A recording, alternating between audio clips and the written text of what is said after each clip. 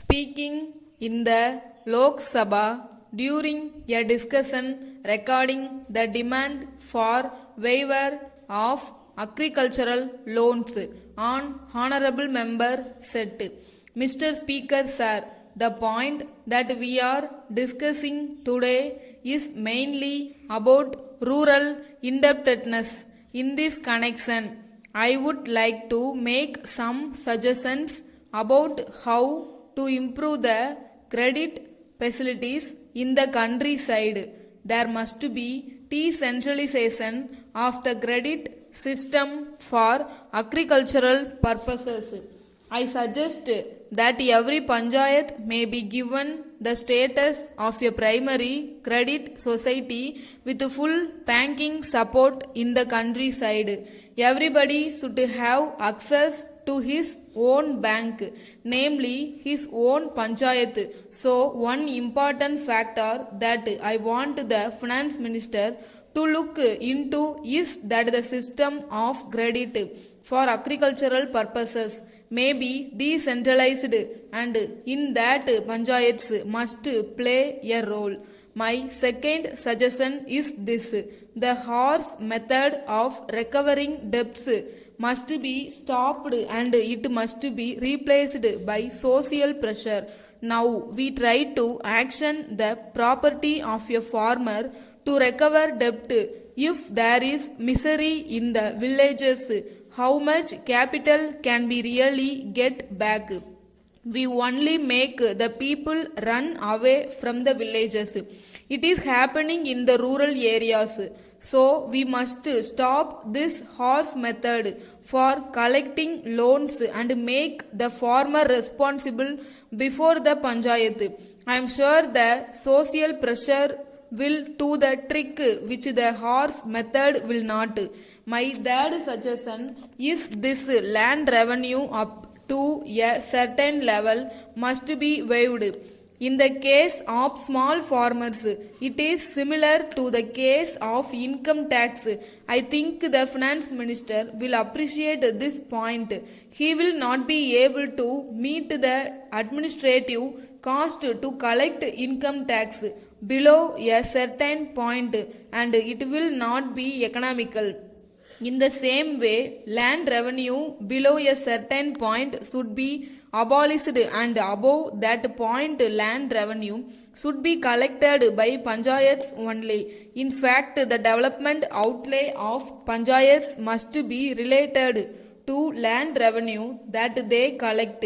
In that case, we will ensure the collection of land revenue from the bigger farmers in that panchayat, and at the same time we will be just in the distribution of the development outlays. So I would like to this suggestion of waiver may be considered. Fourthly, there is a collection season. As far as I know, the government start collection at a time when the farmer is in difficulty. At that time, the government send a circular to local officers to collect the loans. Then the officer has to collect the debts. It seems that his transfer or promotion depends on the amount of collection that he does. I think there should be a law that debt collection should be done immediately after the harvest. I suggest that we may make collections in the countryside in those months only when the farmer perhaps will be in a position to pay back some of his debt. Finally, I would make one more suggestion which I made many years ago in a different context, taking about the relationship between the developing countries and the developed countries.